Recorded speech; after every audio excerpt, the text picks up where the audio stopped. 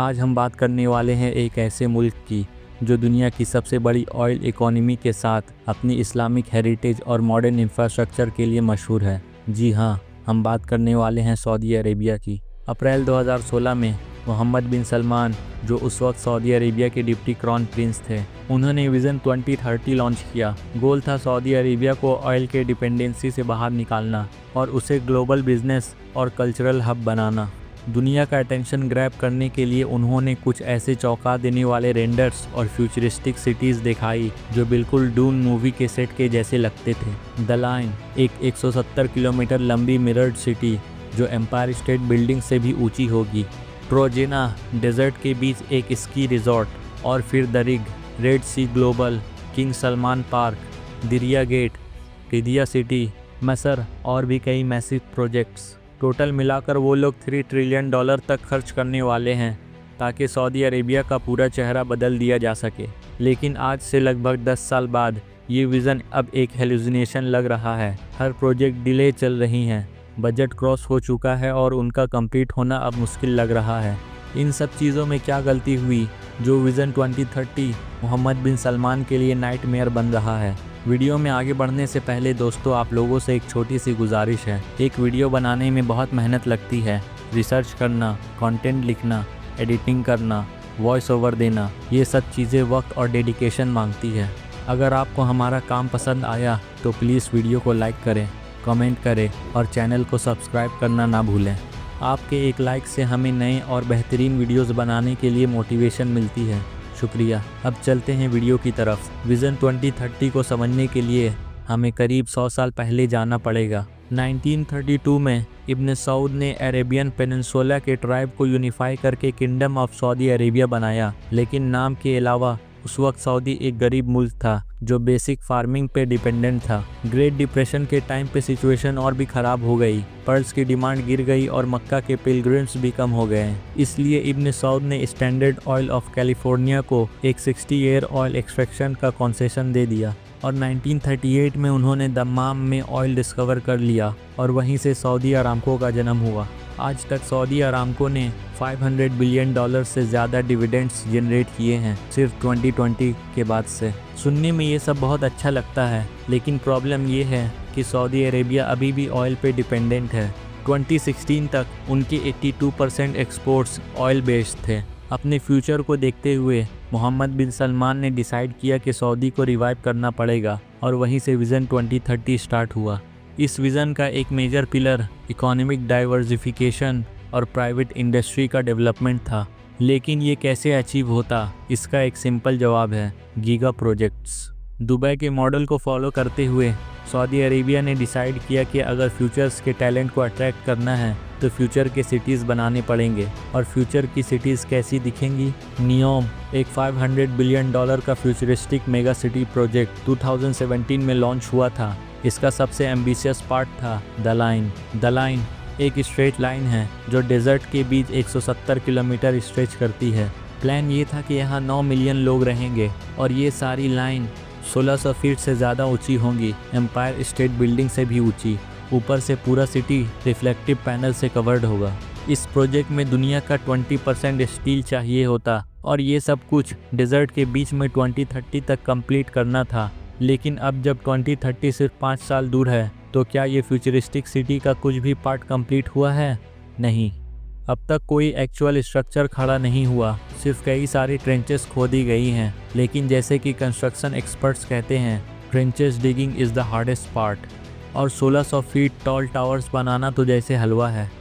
NEOM की team को realise हुआ कि वो बहुत पीछे हैं, तो उन्होंने अपने गोल्स थोड़े एडजस्ट कर लिए। 170 किलोमीटर के बदले द लाइन सिर्फ अब 2.4 किलोमीटर होगा, मतलब 98.5% का कट सिर्फ फेज़ 1 में।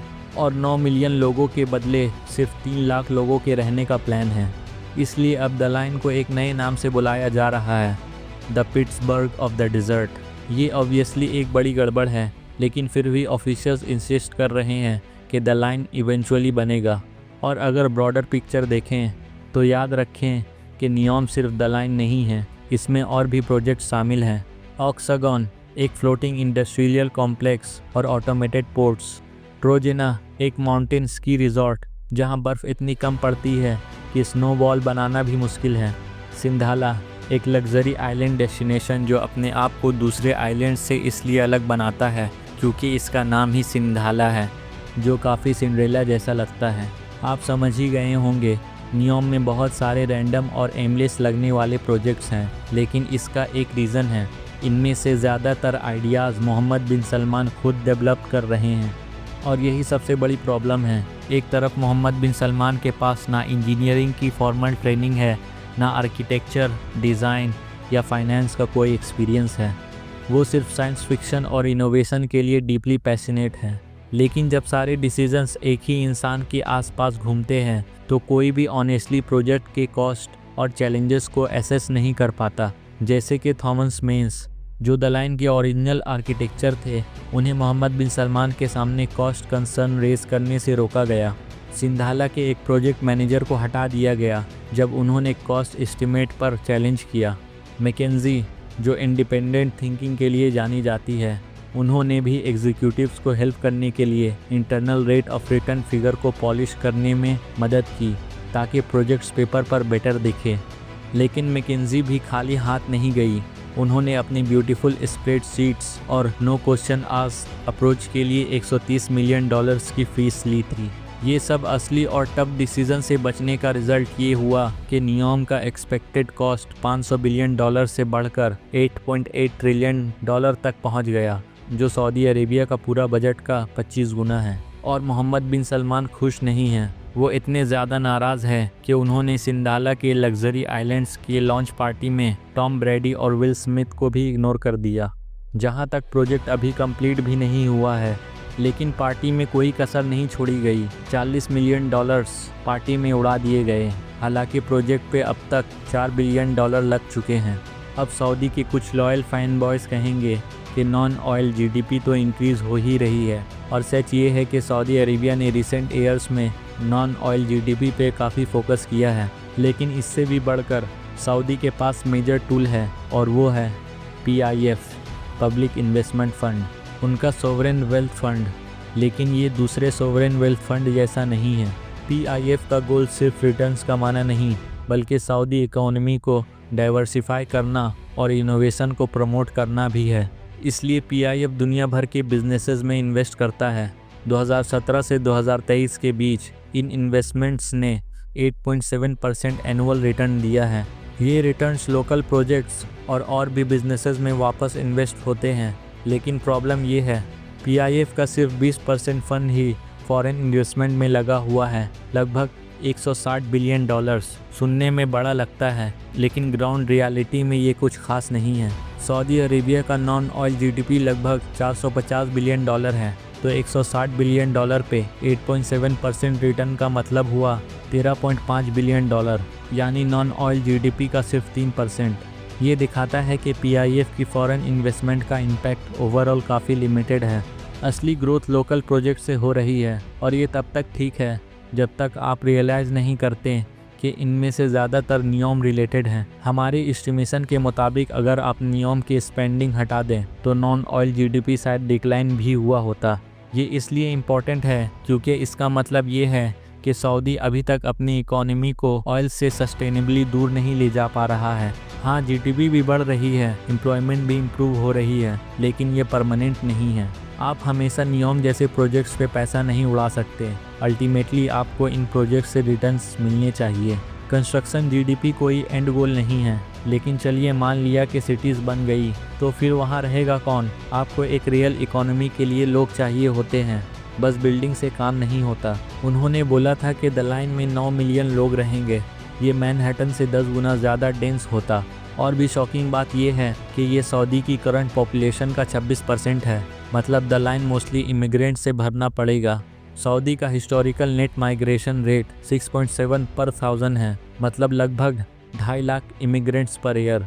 लेकिन द लाइन के लिए आपको 9 मिलियन लोग चाहिए, काफ़ी अनरियलिस्टिक है। तो प्लान क्या है? वीज़ा प्रोसेस स्ट्रीमलाइन करना, प्रीमियम रेसिडेंसी देना, एंटरप्रेन्योर्स वीज़ास देना, special economic zones, foreign student exchange, scholarship, सब कुछ। लेकिन क्वेश्चन ये है कि दुनिया के बेस्ट और ब्राइटेस्ट लोग सऊदी में रहना चाहेंगे? हाईली एजुकेटेड लोग जनरली सोशली लिबरल होते हैं। वो ऐसे कल्चर में रहना चाहते हैं जो उनकी वैल्यूज़ को मैच करे, और सऊदी अरेबिया वो जगह नहीं है। वहाँ मेल गार्डियनशिप लॉ अब भी एग्जिस्ट करता है। कुछ लूजनिंग तो हुई है, लेकिन अभी भी औरतों को marriages, divorce, custody, travel ETC के लिए एक मर्द की परमिशन चाहिए होती है।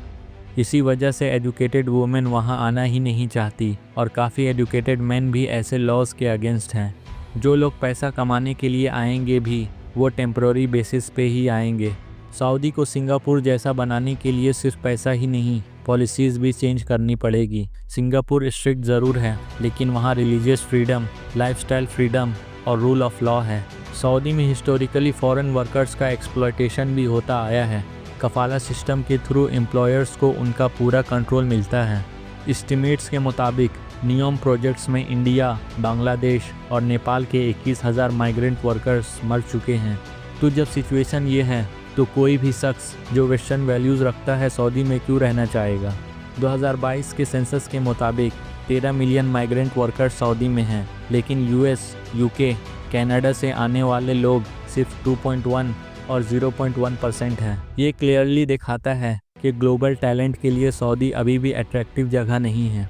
सऊदी अरेबिया के पुअर वर्क एथिक का एक मेजर रीज़न है उनका फॉरेन लेबर पर बहुत ज़्यादा डिपेंड होना, स्पेशली अनस्किल्ड लेबर पर, जो मेजॉरिटी इमिग्रेंट्स का हिस्सा है। सऊदी के ज़रिए लोकल वर्कफोर्स को इनकरेज करने की काफ़ी कोशिश की गई है, लेकिन प्राइवेट सेक्टर में लोगों को मोटिवेट करना अब तक मुश्किल रहा है। लेकिन क्या सऊदी नैरेटिव को फ्लिप करके अपने आप को एंटरटेनमेंट हब बना सकता है, और क्या दुनिया भर के टैलेंट को अट्रैक्ट कर सकता है? आप अपनी राय कमेंट सेक्शन में ज़रूर दें। Thanks for watching. अगर आपको ये वीडियो पसंद आई हो तो इसे लाइक करें, शेयर करें, और ऐसे ही वीडियोस देखने के लिए हमारे चैनल को सब्सक्राइब करें। हम ऐसे ही डीप टॉपिक अपने चैनल्स पर अपलोड करते रहते हैं। अब मिलते हैं आपसे अगली वीडियो में, तब तक के लिए गुड बाय।